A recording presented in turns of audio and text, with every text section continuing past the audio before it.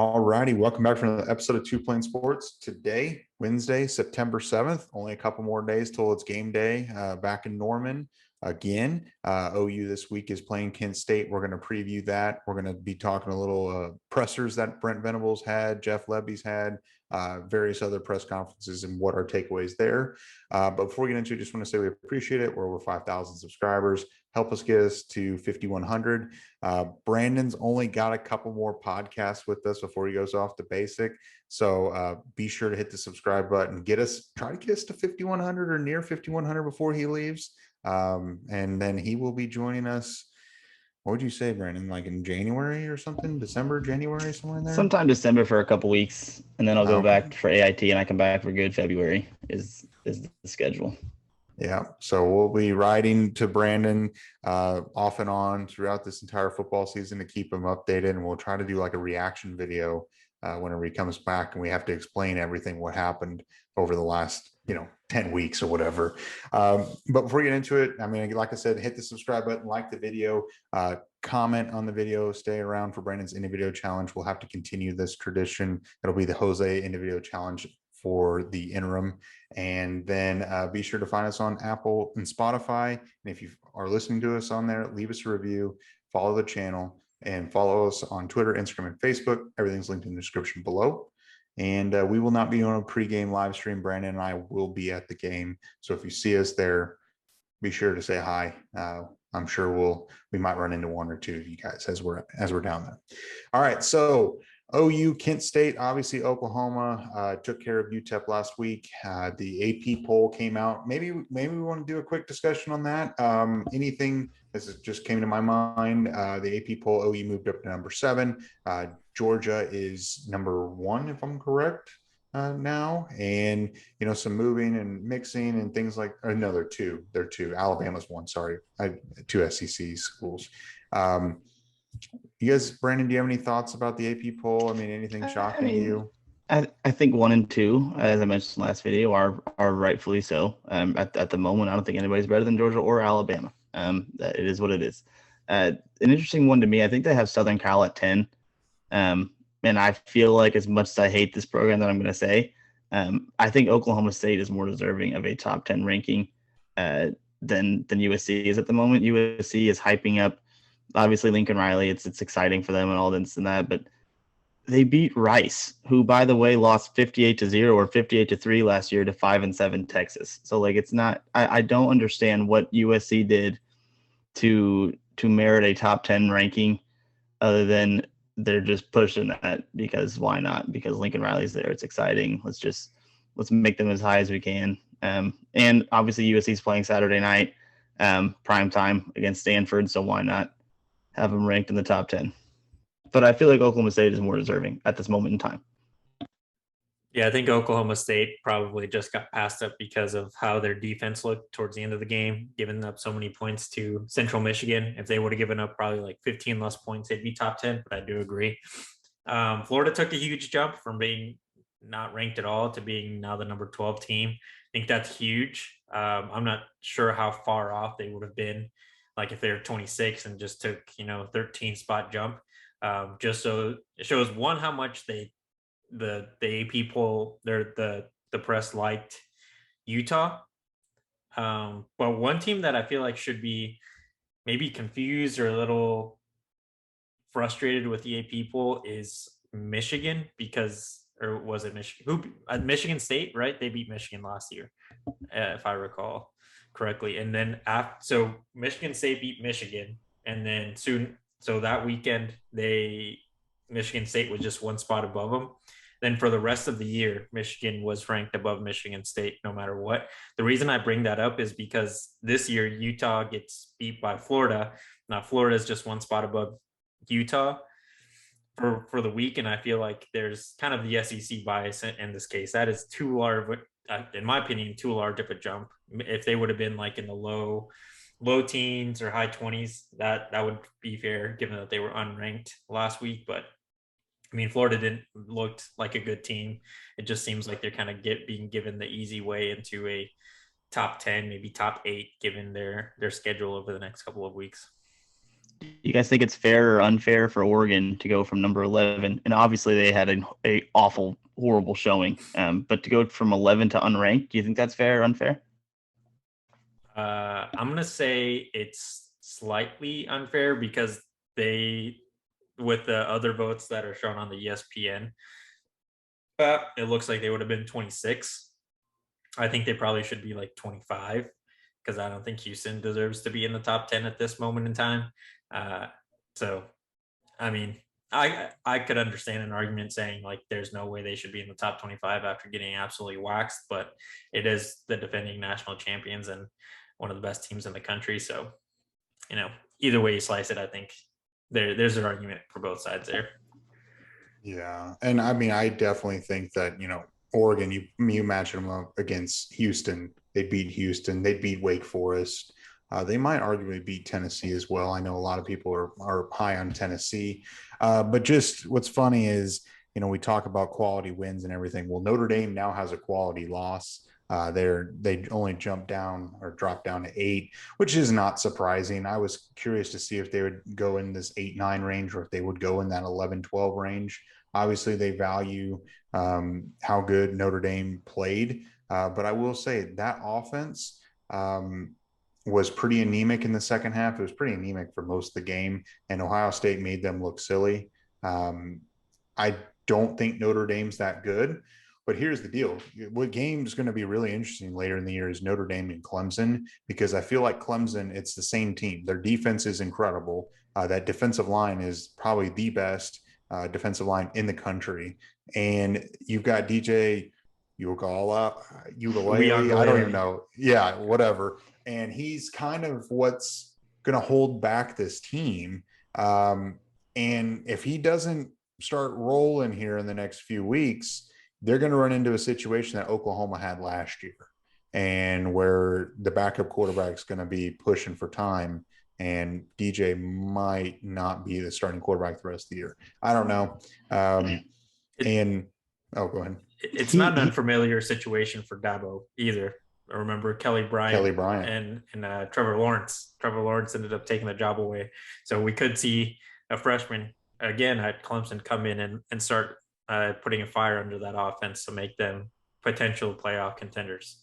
Just gonna say, like, watching that game against Georgia Tech, obviously not having a dog in the fight. I mean, for a while there, I was like, let's go Georgia Tech, let's win this thing, because they had it at 14-10 in the third quarter. So like, why not at that point start to pull for Georgia Tech? But I think, I think you said it right, Bram. That DJ kid is holding them back. I think the little bit that Klubnik got into play, he looked way better. And granted, I mean, he played in absolute garbage time, where who knows how hard either team's trying at that point. But I don't know. I agree with you guys. I think at some point maybe Klubnik overtakes DJ.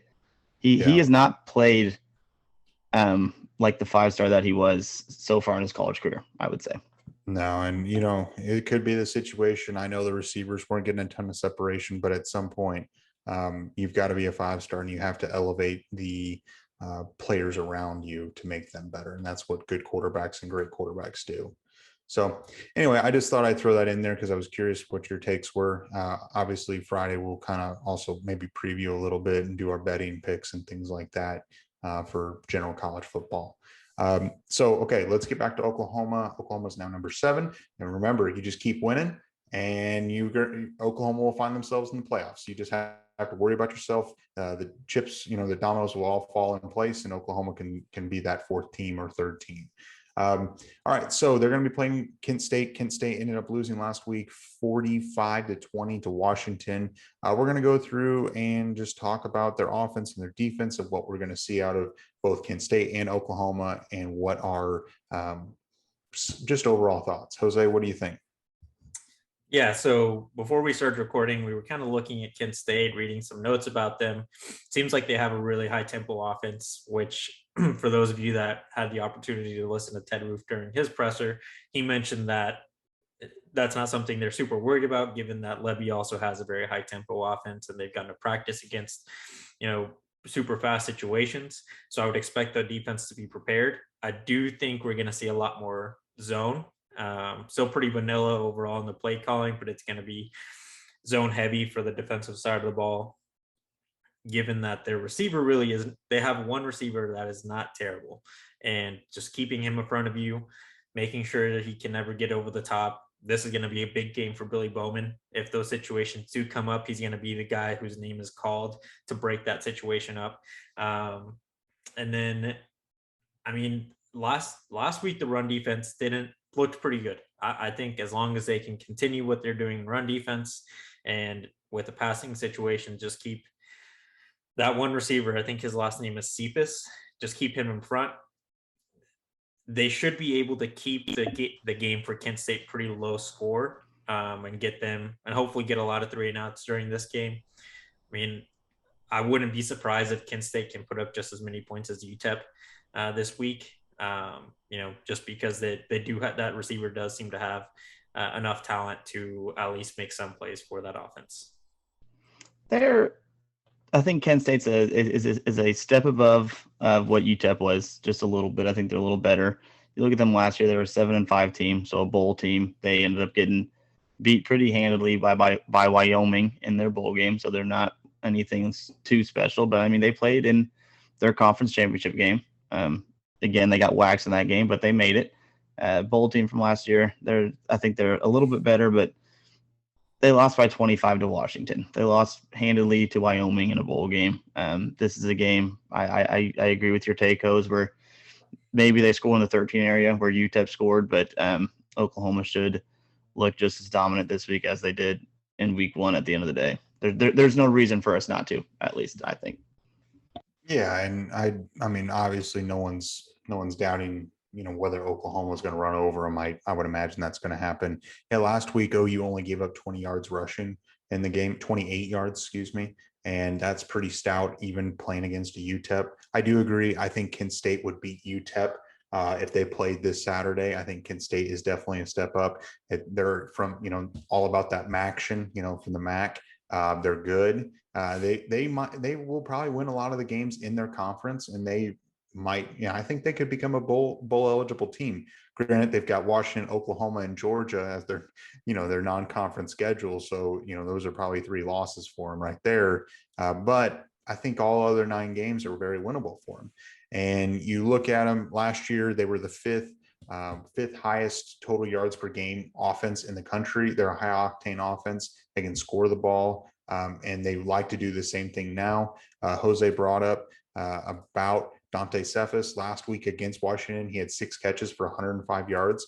So I'm curious to see. This is what I'm looking for, because Cephas is the clear-cut number 1 guy. Last year he had 82 catches for 1,240 yards and 9 touchdowns. So he was the guy and is still the guy for this team. How does Venables and his staff and Roof handle this? Do they send Woody Washington just to follow him around? And I felt like last week, and correct me if I'm wrong, I felt like UTEP did not throw at Woody Washington very much at all. It didn't seem like if they were going to throw, it was going to be elsewhere. There wasn't a whole lot. It was, a lot of Billy Bowman, but I felt like when it was one-on-one, Woody Washington was not getting thrown at. So I'm curious, do you take Woody Washington and match him up one-on-one and follow him and put him on an island? Or is it one of those deals whenever he's on Washington's side, it'll be one-on-one? If he's on the other side with Jaden Davis, does he get safety help over the top? What does that scheme look like? Cephas is 6'1", so he is bigger than Jaden Davis. Woody Washington and Cephas are about the same size. So I could see them matching up one-on-one. Do you guys have some thoughts on that? I do want to bring up just a quick point on UTEP versus Kent State. Last year, they actually had very similar records. Kent State went 7-7, and UTEP went 7-6. I think was their overall record. Yeah, actually, they had the exact same record, boys. So they're comparable teams. I think it's just they're very different offenses. Kent State made their conference championship, I guess, is what I'm going to argue is what makes them better. And again, it's a slight nod to Kent State for that reason. Well, if your conference is bad, you're going to make it there. But I think that you kind of hit it right on the nail there with the defensive back situation. I I don't know if this defense will ever put the corners in a situation where they're going to shadow one specific receiver. I think we're going to see just a lot more of the guys staying on their own sides. But given that, I do think that the scenario that you put for up front was pretty spot on. When he's on Woody's side, Woody's going to get the assignment of just sticking to him and making sure he never touches the ball. And on the other side, maybe Jaden Davis will get a little bit more help given the size differential there. Billy Bowman will just help make sure that if there ever is a man situation, that he'll prevent anything from going over Jaden's head. Another thing is with the quarterback. I mean, you said it. Cephas had over 100 yards last week, and the quarterback total yards passing was like 176, I believe. So it was really just a Cephas show. And I said it before we got on recording. If you can just keep Cephas from hurting you, it seems like the quarterback will put his head down and try to run. So I think this is going to be the first time where the linebackers are going to get challenged with being able to contain that quarterback. Can we keep the quarterback from gaining too much yardage on us? I think if we look back to last year, that was definitely one of the biggest weaknesses of this defense. We could not contain a running quarterback. If we can do that, I think this is going to be a game where it's not something like we shouldn't say, oh my God, this is 100%. We're better at that. We're night and day better at that aspect of the game, but we should be improving with Stutzman being there and being a big part of this. I think he's going to be given the assignment of maybe playing a little bit of spy on that quarterback to make sure he doesn't get gains too many yards on the ground. I think the quarterback thing is the most interesting thing about prepping for them. Obviously, you guys are talking about Cephas, and rightfully so, because he was far and away their best offensive player last year. But this quarterback, how much tape is really available on him? You said their starter last year ended up going to the Chiefs, getting cut. But so how much tape is really available for this kid? How much studying can you really do on this kid? I feel like that's going to be something that, obviously you can go back and watch the Washington game, but outside of that, I don't know how much experience this kid has or how much game tape he has. He's attempted a total of 60 throws between 2020, 21, and 2022. So 60. Yeah, there's very, very, very, very minimal stuff to look for and try to prepare for this kid. So that'll be interesting to watch, just the whole dynamic with the quarterback play. But it is what it is. I still don't expect OU defense to struggle.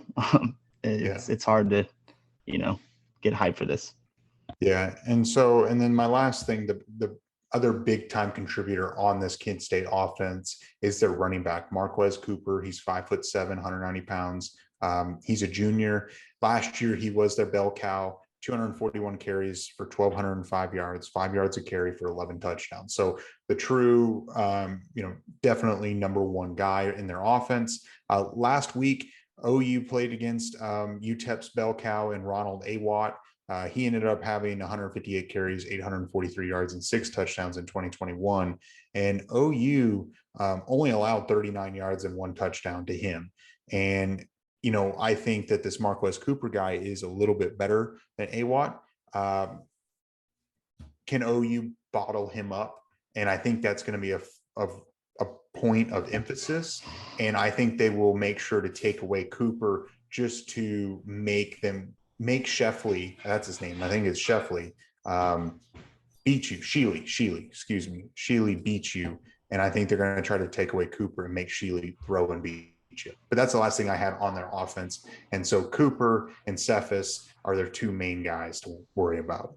I feel like we'll hold Cooper to under 50 as well. I just think we're too big, too dominant up front. It's going to be, Kent State hasn't seen us. I think we'll hold them under 50. Yeah. Jose, do you have any thoughts before we transition to the offense for Oklahoma? I'm watching a little bit of Kent State's game last week versus Washington. The first play of their offense was actually an interception, the quarterback threw an interception. It was on a cross route, and the linebacker was able to jump it. I'm not going to say that they're going to have the exact same game plan, but on those short passes, I would expect the linebackers to have a day and either breaking those up, and maybe Danny can finally get a pick.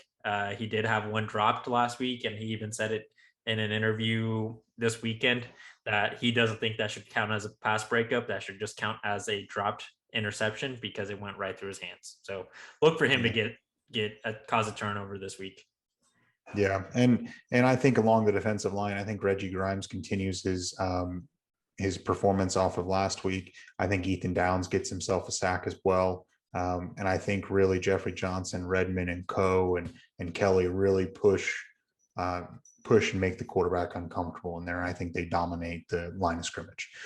So we can move on to the offensive side preview for Oklahoma. Overall, not really concerned about Kent State's defense. They gave up 45 points to Washington. That's not really much of a concern. OU is just going to be physically bigger and better than them, and they should be able to dominate the line of scrimmage. Granted, Wanya Morris will not be back, so I would imagine that Anton Harrison will continue at the right tackle. Guyton will be at left tackle. It definitely shows that OU needs Wanya Morris back, and I think you guys alluded to before we got on that Venables all but said that it seemed like once Morris was available, he's going to be the guy at right tackle and slide Harrison back. So I think Eric Gray, as far as I think he's going to continue. I think he's going to have 100 yards or more total offense. I think he takes care of business. I think Marvin Mims gets himself a couple big catches, probably 75, 100 yards probably for the day. I see Drake Stoops probably getting a little more involved. I'd like to see Dylan Gabriel be able to sit back there a little bit more and, pick apart some defenses now that he's getting, the first game jitters out. Hopefully that offensive line can kind of gel and give him some good protection. But we might not see the true him feeling comfortable until Nebraska. And once his starting lineup is actually back, we assume that Wanya Morris will be back for that game. Brandon, you have some thoughts on the offense? No, I think you hit it right, right on the head. I think Eric Gray is definitely going to go over 100 again. I look to see Marcus Major have another strong game against Kent State, maybe another touchdown or so. I was just going to say, the only thing that I'd hope to see is just tighten up that offensive line play just a little bit. I talked about it in the last show, and I was wrong. I thought Dylan Gabriel just missed an open Marvin Mims. Went back and watched it I had it recorded on TV. That protection collapsed, and it sold him to where he couldn't make the delivery to Marvin Mims, and he obviously corrected that 3 plays later through a perfect pass to Marvin Mims on a deep ball. So let's just hope that those little things, and you can't be perfect. Brent Venables mentioned as his presser today, and I don't expect us to be perfect, but if we can just tighten up some of those little things, because that's the difference in a touchdown. So let's, if we have another touchdown play like that, let's hope the line protects and we can hit it. I would expect Oklahoma's offense to put up 21 points very fast again this week, and hopefully way more. Again, watching this game from last week, Penix, Washington's quarterback, is actually also left-handed, runs the ball pretty well. I think pretty similar playing styles to Dylan Gabriel, maybe not the exact same talent-wise, but he was pretty much doing whatever he wanted. Looking up the stats, I know he ended up getting 4 touchdowns against Kent State's defense. And then let me give you the exact yardage. Yeah, 345 and 4 touchdowns when he was in the game. He had a pretty good game. I would say that just talent, looking at the talent alone, Dylan Gabriel has better receivers probably than Penix does at this exact moment. So I would honestly expect Mims to have definitely over 100 yards. If Stoops is put in the game, maybe having about 60 yards. And I'll be interested to see how Farouk is blended in if he does get more opportunities this week, because he didn't get a lot, he didn't get too many opportunities to make plays. I know there was one pass deep where you could say Dylan missed him, but that he didn't get too many targets last week. I think Jalil Farouk is going to want to be a little bit more motivated to have a game, try to get open for Dylan to deliver that ball to him. I was going to bring that up. I think it's a good point with regarding Farouk. And correct me if I'm wrong, boys, but I think he only saw 2 targets. He's the post route that was broken up, and then he actually hit him on a slant, that got him within the 2-yard line or whatever. But those are the only targets that come to mind right away for me. Is there any more that I'm missing? I don't think so, but there weren't a ton of targets to go around either. Between Mims and Weiss got a handful. And Willis obviously got himself some. Yeah, there weren't a whole lot. It might be just those two. Maybe there's one more that I'm not thinking of. Also, I think Marcus Major, I think he scores again. I think he goes for 50, 60 yards. I think he gets another touchdown this game. I would want to see more Jaden Gibson. I know we kind of alluded to him in our Utep preview as a guy we thought we might see a little bit. Really didn't come in at all until very, very garbage time. Him and Bunkley Shelton came in at the same time with Davis Bevel. And we didn't even see Davis Bevel throw the ball one time. So I would like to see, in an ideal world, my guy Jaden Gibson get some targets this week. That's something that I'm going to be looking for. I would agree.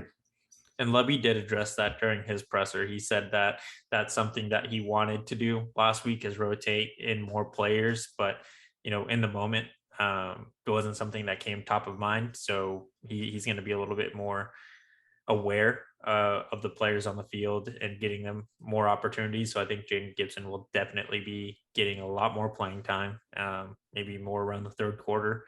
Who knows, maybe even the second, just depending on the performance of the receivers and how the game is going at the time. Because at the end of the day, if they have people that they are expecting to be receivers for the meat of this schedule and going into championship November, they're going to give them more opportunities so that they can start getting more chemistry with Dylan rather than bringing in a Jaden Gibson if maybe they just expect him for situational football, in the red zone. And it's really just getting him experience at this point, given that he is a true freshman. And just some overall thoughts about both the offense and the defense for Oklahoma. And I would imagine that we'll see a lot of the similar, same plays, similar play style that we saw against Utep. We talked about before we got on the show that there's really no point in pulling out all the stops for a Utep and for a Kent State and put it on film for Nebraska, Kansas State in your Big 12 competition this early. There's really no point when you're physically bigger than them and better than them and you just have better athletes than them. There's really no point. So I would imagine we're going to be seeing Oklahoma play a defense where the front four have to win to get a sack and try to control the line of scrimmage. You'll see a few blitzes here and there. Just a lot of don't give up the big plays, make open field tackles, and just play sound football. And I think the offense will run the ball well. And they'll spread the ball out, but I just don't think we're going to be seeing the gadget plays and the craziness and everything else that we might want to see, which we'll probably see come Nebraska or Kansas State, where they really start to open up the offense and defense. And as the guys get more comfortable too. So, yeah. I wonder if I think Eric Gray might also have another big game too. Get another maybe 100, 120 yards. I would agree. During his time. I would agree. I think he's got to keep on that pace for that 1,200 total yards, and I think he will. One thing I noticed in the comment section from last week, from the last video, when we did the recap, a lot of people are saying that me and Brandon are Marcus Major haters. We're not haters. He just hasn't proven it. And he did have a good game last week. We acknowledged it. And if he continues to do what he does, we'll be proven wrong and we're going to be okay with that. But there were also people saying that Eric Gray is not a number one running back because he's not big enough. He can't, run people over. But he was also given, put in situations where he had to make runs down the middle. He wasn't just asked to go around the defensive line. He is not scared of making the initial contact with the defenders, and he's going to do his best to get around them. He might be shiftier, not as big as Marcus, but as of right now, it seems like, like it or not, Marcus Major is not the number one running back. He is running back two and he's going to have a lot of situational football where he's going to be put in short yardage. I think he's probably more than likely going to be given more opportunities when we are in the red zone. So we'll see him get a lot of touchdowns this year, but we're going to see Gray probably outdo him with overall yards in the year. I'm with Jose. Yeah, it's not Marcus Major hating. It's just, again, you got to see it. And it's, if he eats all season, I'll be the first person to be happy about it. But the thing is, it's hard to judge him still based off, he's supposed to dominate against Utep. He's supposed to dominate Kent State. if he's playing like this by Kansas State, by Texas, I think we'll be really excited then. Then we'll hop on the wagon with everybody else. Yep. Something we'll definitely be keeping an eye on, and I'd imagine that Oklahoma's going to not struggle this upcoming weekend. So obviously there have been some pressers. Venables came up onto the, talked about a bunch of different things. Jose, do you want to go through and just kind of do some takeaways and some thoughts on the pressers and before we wrap this show up? Yeah, I know Brandon got a little bit more of a grasp of what Brent was saying, but because I was trying to do it at the same time as I was doing a little bit of work, overall, it seemed like he's happy with the performance of last week. Like he said at the end of last week's game, they stripped everything down and they're going back to basics as of Monday. They're just kind of putting a game plan together for Kent State, which again kind of seems like it would be showing that it's probably going to be another kind of vanilla game in regard to scheme. So not expecting anything crazy out of either the offense or the defense, as we've been talking about. And then we alluded to it, Wanya Moore is probably going to get his spot back as soon as he's eligible again. And it really seems like if any freshman is going to get a lot of playing time this year on either side of the ball, it's going to be Gavin Freeman. When they need a big play or they will just want, he's kind of the X factor. It's not Jaden Gibson. It's Gavin Freeman. Not saying that Jaden's not good, but Gavin Freeman seems to really have the coach's attention to get a lot more playing time this year. Yeah, I agree. I mean, I think the fun takeaways for me was the captains are going to be changing in the early part of the season, moving forward towards like November in the championship time. When by November we will see the true set of captains, or the locked in captains, if you will. So I think it's cool that we're going to be giving different players a chance every week until we know who the real captains are. I think the Wanya Morris thing was probably the biggest takeaway, the most important thing he said, because, I mean, we were wrong about that. We kind of thought this was a great opportunity for Tyler Guyton or even Jake Sexton or something to maybe earn that playing time. And BV kind of shut that down by pretty much saying that once he's back, he's back. He also mentioned that he's been practicing the whole time too. So he really shouldn't miss any beats. He should be ready to go. And then the last thing, Gavin Freeman equals Adrian Peterson. That was pretty cool for him to say that. That was a pretty fun takeaway from the presser. Gavin Freeman's a dog. Yeah. And just going through who the captains are for Kent State, I failed to mention that in the beginning. Eric Gray, Reggie Grimes, Chris Murray, Theo Weiss, and Woody Washington. So a good mix of offense and defense, a little heavier on offense this week. But those are our 5 captains this week. And so it's pretty cool to see this and give the opportunity to other guys. And I think this also just some thoughts on captain. A lot of times if you're just given the idea or given the fact that you're a captain in the beginning of the season, you might not take it as seriously, and you didn't necessarily earn it as much, and you earn it over the next few months. I think it's going to mean that much more. And the team kind of naturally selects their leaders anyway. And the coach can't force it.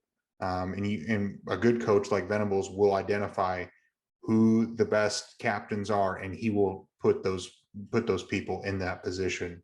And I think that's the right way to go about it. I think it's pretty cool. And I felt like previous teams were missing that leadership, that whole athlete leadership, rather than coaching and things like that. It's different when you have peers leading their teammates along the way.